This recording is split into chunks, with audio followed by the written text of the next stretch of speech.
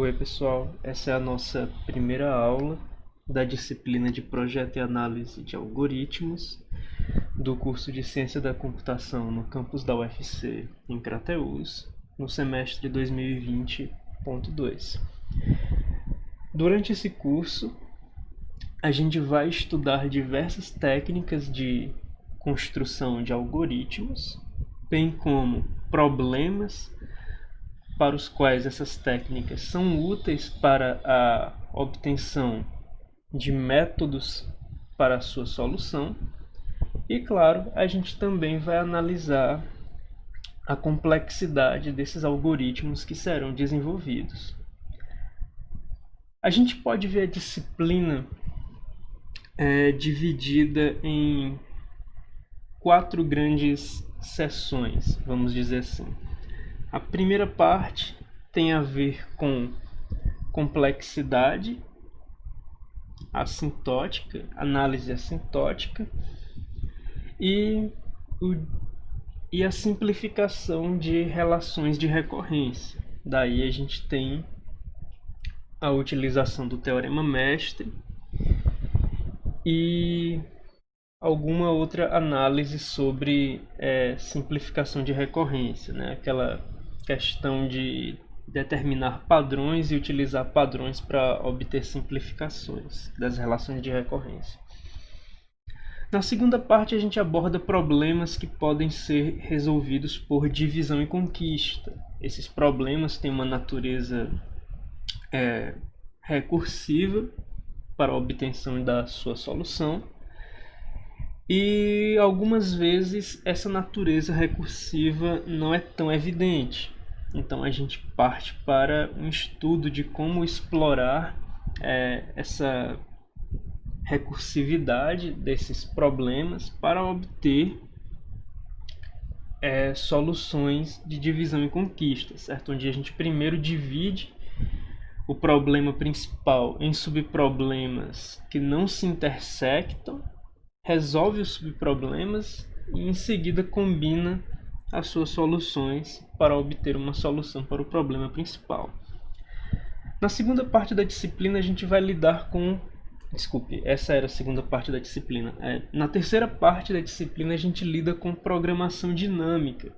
Programação dinâmica serve para resolver problemas que também podem ser interpretados como tendo uma natureza recursiva, mas dessa vez os subproblemas se intersectam diversas vezes, o que faria com que uma solução por divisão e conquista se tornasse cara demais, com computações repetitivas. Então, quando a gente lida com programação dinâmica, a gente vai ter uma abordagem de resolução bottom-up, ou seja, a gente vai começar a resolver os menores subproblemas para depois resolver os subproblemas maiores, até chegar no ponto em que a gente resolve o problema principal. Na quarta parte da disciplina, a gente vai lidar com problemas que podem ser resolvidos por algoritmos gulosos, isto é, problemas que podem ser resolvidos considerando apenas um dos vários subproblemas disponíveis para a sua resolução. Isso se dá porque esses problemas eles têm uma definição que costuma se encaixar na definição de uma estrutura algébrica chamada matroide. A gente vai estudar também os matroides e, consequentemente, a gente vai resolver um problema para matroides utilizando um algoritmo guloso. A gente vai fazer a demonstração desse algoritmo guloso para esse problema em matroides. E os demais problemas que a gente vai estudar vão acabar sendo vistos como análogos ou versões deste problema guloso para matroides. E na verdade eu errei o número de partes da disciplina, era para ser 5 partes, né? Análise, assintótica e relações de recorrência, divisão e conquista, programação dinâmica, algoritmos gulosos e matroides, que foi a quarta parte que eu acabei de falar, e por último a quinta parte, que seria uma introdução à teoria da complexidade, ou seja, nem todo problema que de fato é computável pode ser resolvido em tempo hábil. Na última parte da disciplina, na sua quinta parte, a gente vai lidar com as classes de problemas e a gente vai entender o que diferencia um problema que pode ser resolvido em tempo polinomial, um problema que se encontra na classe P, de problemas que não podem ser resolvidos de forma determinística em tempo polinomial, pelo menos até o nosso presente conhecimento, que são os problemas que se encontram na classe NP. É sabido que a classe P é um subconjunto da classe NP, mas o contrário está em aberto. Pois bem, começando de uma forma introdutória à disciplina, a gente vai dar uma olhada nesse artigo, Using Induction to Design Algorithms. É um artigo de Wood Member, e nesse artigo a gente vai ter a nossa técnica mais elementar para a construção de algoritmos. Esses algoritmos são bem lineares e são bem simples de entender a sua concepção, certo? Basicamente, a gente supõe a existência do algoritmo na hipótese da indução. A gente constrói uma versão bastante simples do algoritmo na base da indução.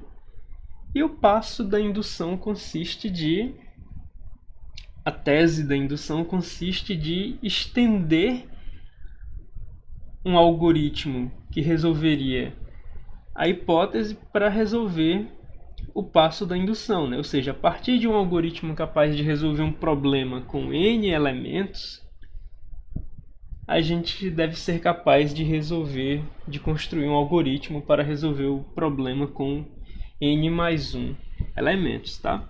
Esse artigo ele é bastante interessante e a gente vai dar uma olhada em algumas partes dele. Nessa aula a gente não vai cobrir esse artigo por completo, mas eu encorajo a sua leitura como um todo, tá bom? É realmente uma leitura muito boa para você se familiarizar nessa técnica de construção de algoritmos que eu considero a mais simples, que é imaginar o problema, imaginar algum parâmetro sobre o problema e, a partir desse parâmetro, construir algoritmos para valores cada vez maiores desse parâmetro, tá bom? Então aqui a gente vai ter alguma introdução falando dessa técnica, e ele diz aqui que ele dá 3 exemplos para a utilização de indução na construção de algoritmos. Esses 3 exemplos iniciais são bastante introdutórios. Dentre eles, a gente vai dar uma olhada nesse primeiro exemplo, que é a avaliação de polinômios. O que significa avaliar um polinômio? O problema é bastante direto. Dado um polinômio, certo? Dado um polinômio Pnx, que tem coeficientes de A0 até a n, o seu objetivo é, dado um valor para x, computar o polinômio para aquele valor de x. Ou seja, o seu objetivo é substituir a variável x por algum valor de x e determinar o resultado do polinômio para aquele valor de x. Bem, como que a gente conseguiria resolver isso, né? A maneira mais intuitiva de você imaginar essa resolução consistiria de você resolver termo a termo, ou seja, você calcula primeiro este termo para um certo valor de x, depois esse termo para o mesmo valor de x, assim por diante, até chegar nos últimos termos do polinômio, e o a0 sequer tem a variável x, então basta somar a zero no final. Bom, se a gente pensar dessa forma de ir computando um termo de cada vez, a gente está pensando de uma maneira indutiva, porque se eu deixasse para computar esse termo por último, eu estaria supondo que eu sei computar um polinômio para um certo valor de x, desde que esse polinômio tenha grau n-1. Uma vez que eu sei computar polinômios de grau n-1, bastaria eu tomar isso como hipótese e continuar o desenvolvimento do meu algoritmo descrevendo como computar um termo de um polinômio envolvendo o grau n, certo? Inclusive, essa é a primeira hipótese de indução que ele dá para esse problema. É justamente isso. Ele considera os coeficientes excluindo o coeficiente do termo de maior grau,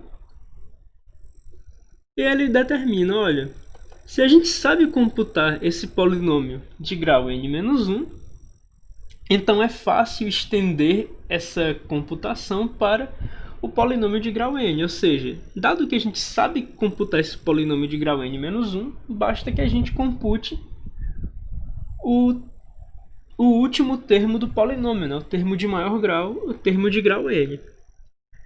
Aí ele faz uma análise em seguida que você pode observar a leitura, e ele determina que são necessárias n vezes n mais 1 sobre 2 operações aritméticas, certo? Na verdade, são necessárias n vezes n mais 1 sobre 2 multiplicações e n adições. Mas é claro que esse algoritmo, que tem uma complexidade quadrática, a gente vai ver isso no decorrer do curso, né? Como determinar tão rapidamente que isso aqui é quadrático, porque se você simplificar isso, você vai ter n ao quadrado mais n sobre 2. Então, você tem, em termos do parâmetro do problema, né, que é o grau do polinômio, você tem um termo quadrático aqui, que seria n ao quadrado sobre 2, tá bom? Apesar desse algoritmo nos dar uma solução que tem um custo computacional quadrático, um custo de tempo quadrático, a gente consegue encontrar, utilizando uma outra hipótese, um tempo menor. Em particular, ele cria uma hipótese intermediária, em que nessa hipótese intermediária ele determina que ele sabe computar x elevado a n-1. Qual o propósito disso?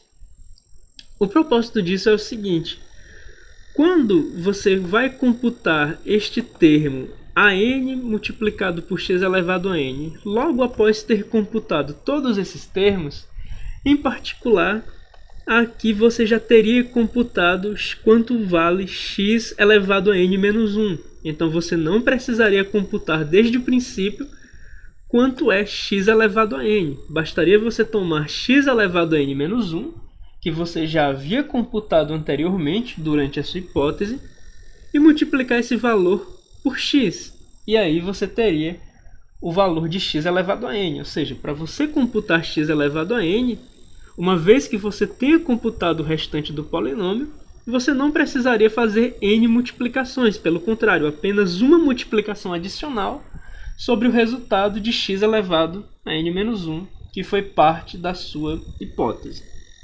Então ele dá essa hipótese mais forte para a gente, e de fato ela traz uma melhoria na complexidade do tempo, na complexidade de tempo do algoritmo. No entanto, ainda não é a melhor versão do algoritmo, né? Nessa hipótese mais forte, você pode imaginar que ele está usando uma espécie de cache na hipótese, né? Porque ele está meio que armazenando o valor de x elevado a n menos 1 como uma propriedade. A propriedade que nós sabemos como computar o valor x elevado a n menos 1. O que é bastante verdadeiro, já que ele já foi computado durante a resolução desse polinômio, né? Se a gente sabe computar esse polinômio p n-1 de x, então certamente isso foi devido a gente saber, dentre outras coisas, computar x elevado a n-1.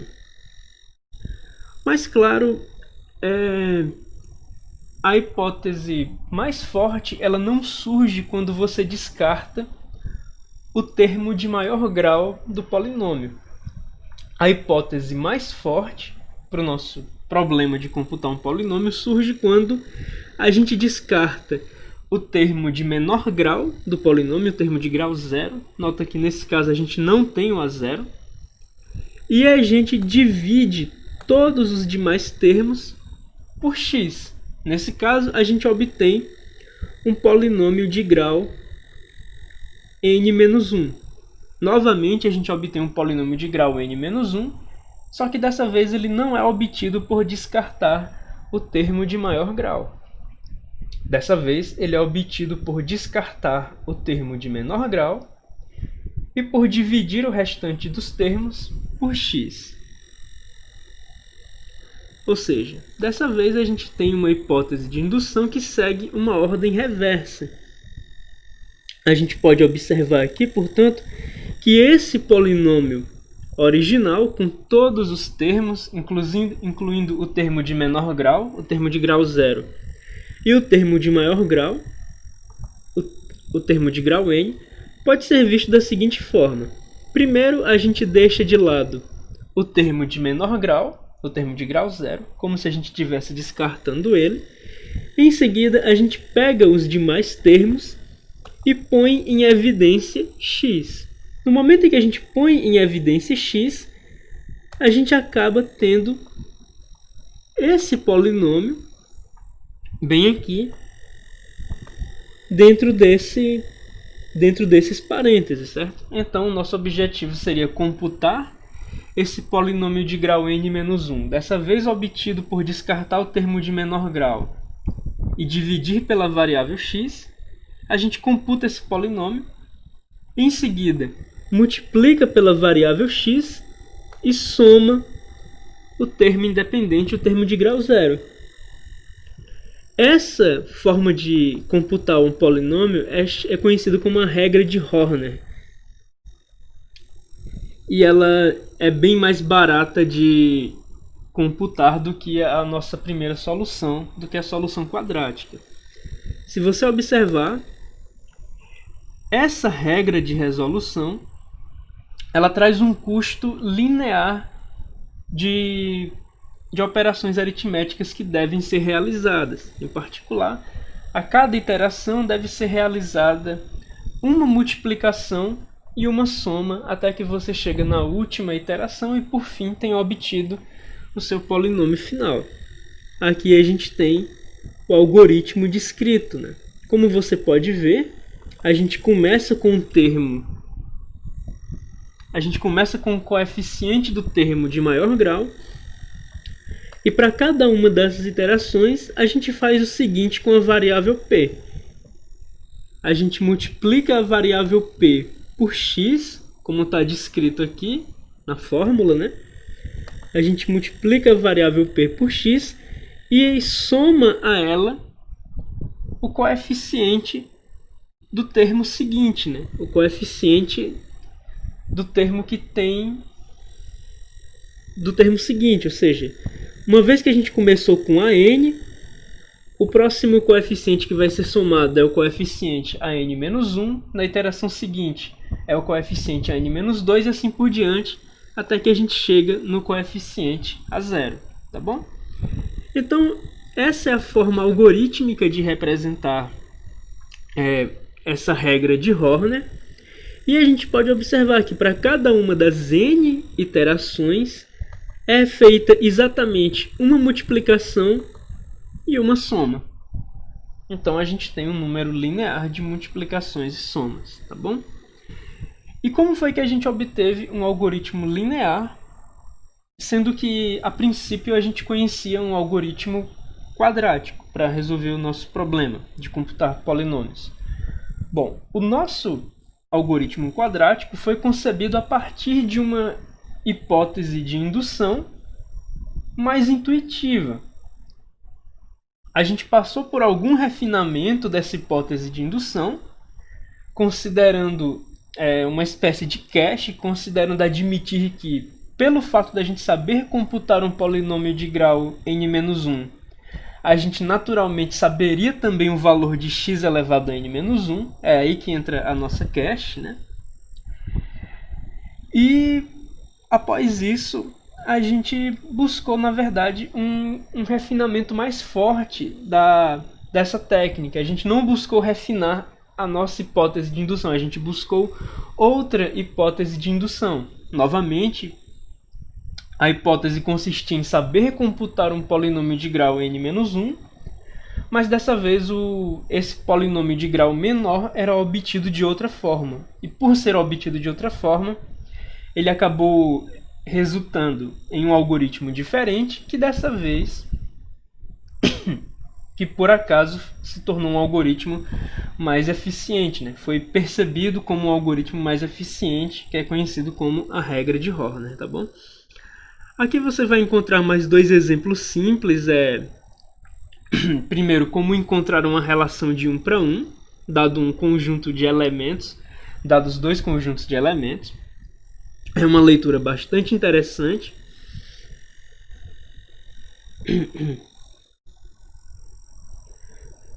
E também como verificar, como determinar se certos intervalos estão contidos uns nos outros, certo?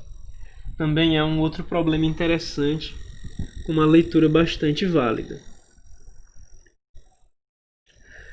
Mas, na verdade, a gente vai tratar agora de outro tópico quando a gente lida com a construção de algoritmos por indução, que é justamente escolher a sequência na qual os elementos são considerados para a construção da sua hipótese, do seu passo, tá bem?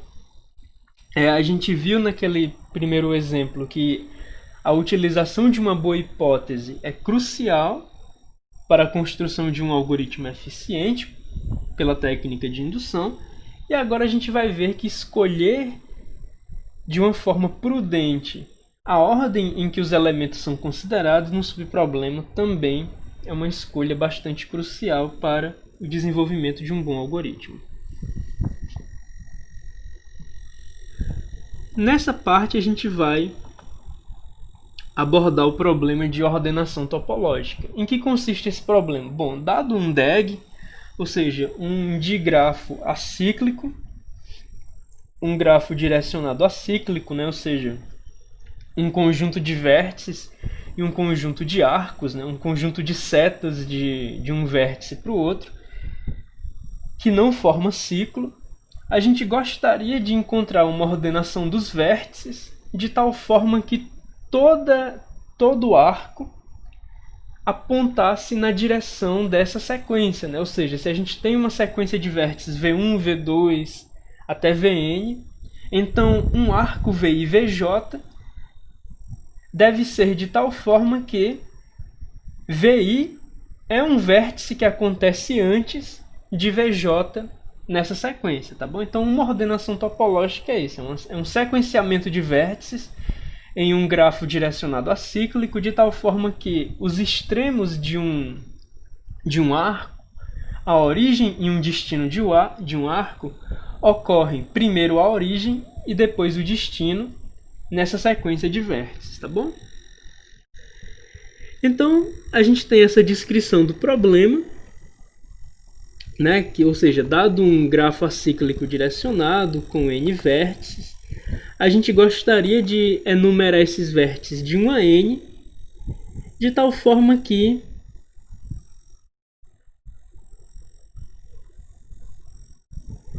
aqui ele caracteriza de outra forma, aqui ele caracteriza em termos de caminhos e não em termos de arcos individuais, mas a ideia é a mesma, tá bom? Então, qual é a nossa hipótese? A gente pode pensar inicialmente de uma maneira bem simples. Ora, se a gente for capaz, a gente pode pensar inicialmente que a gente é capaz de rotular todos os vértices de um grafo com n-1 vértices, de tal forma que a gente obtenha uma ordenação topológica, tá bem? Ou seja, essa nossa hipótese ela está sendo planejada para ser utilizada da seguinte forma. Se eu tenho um DAG com n vértices, eu excluo um dos vértices, daí eu fico com um DAG que tem n-1 vértices. Por hipótese, eu sou capaz de construir uma ordenação topológica para esse DAG, ou seja, eu sou capaz de rotular os n-1 vértices desse DAG de tal forma que todo arco aponta na direção dessa sequência. E por fim, eu vou tomar o vértice excluído, que eu excluí durante o passo, e para finalizar o passo da indução, eu vou inserir esse vértice excluído em algum lugar dessa ordenação topológica que a gente obteve na hipótese. Então, o que acontece? Todo o cuidado, se a gente for seguir por essa hipótese de indução, todo o cuidado deve ser tomado na escolha de qual vértice deve ser excluído do DAG.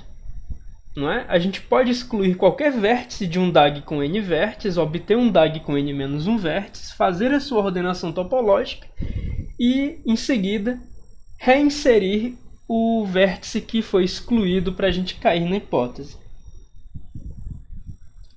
A questão então fica qual vértice deve ser excluído, né? De tal forma que seja fácil obter uma ordenação topológica e em seguida inserir esse vértice excluído na ordenação topológica. Pois bem, todo DAG tem uma fonte e tem um sumidouro. O que seria uma fonte em um DAG? Uma fonte seria um vértice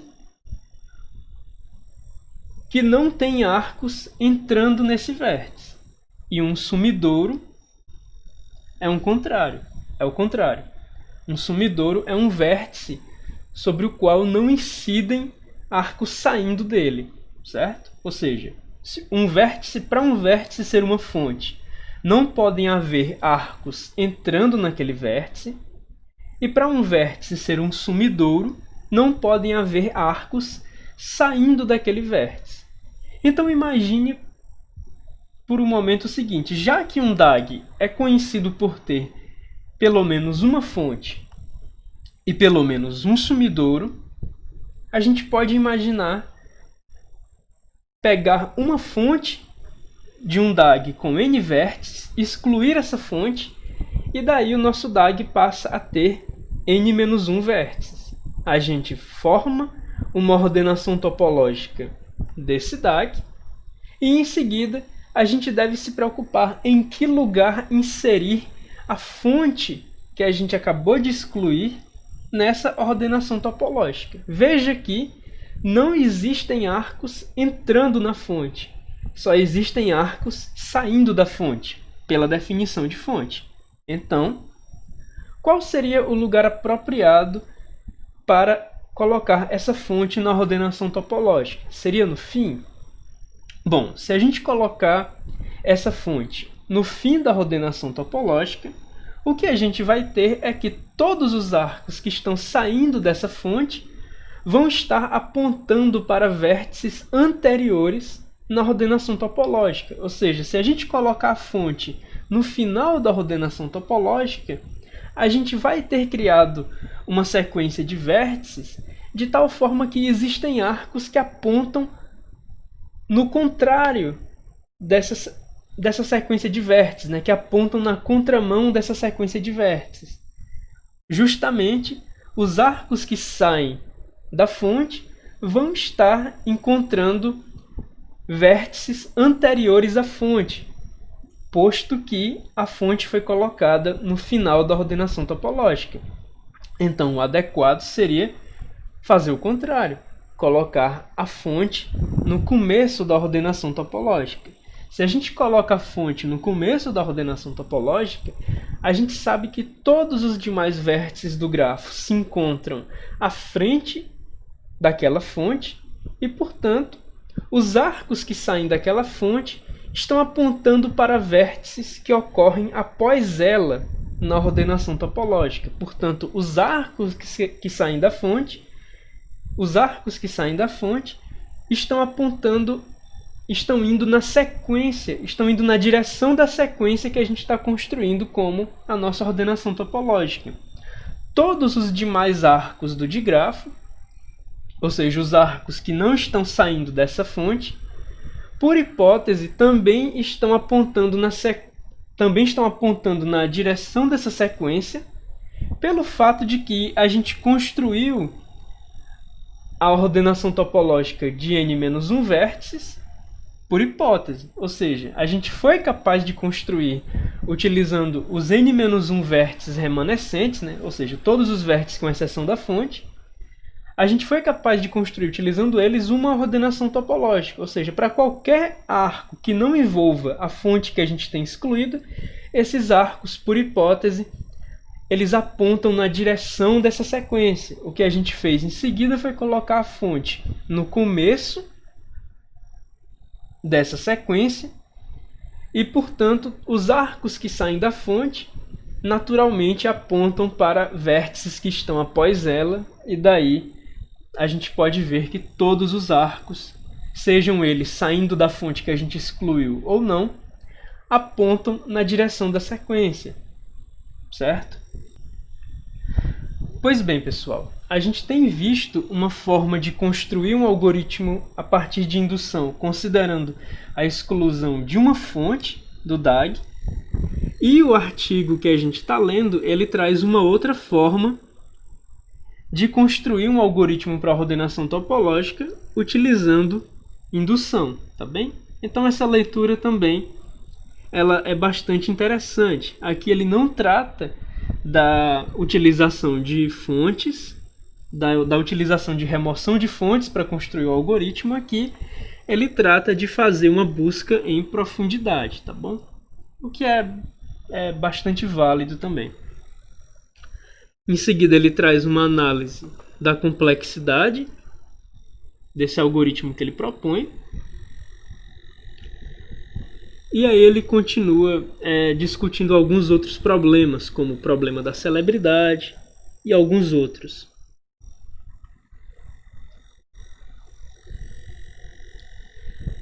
Ele traz uma seção logo em seguida sobre fortalecer a hipótese de indução.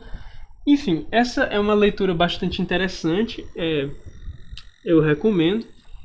E, bom, esse é o conteúdo da nossa primeira aula. A gente vai ficando por aqui.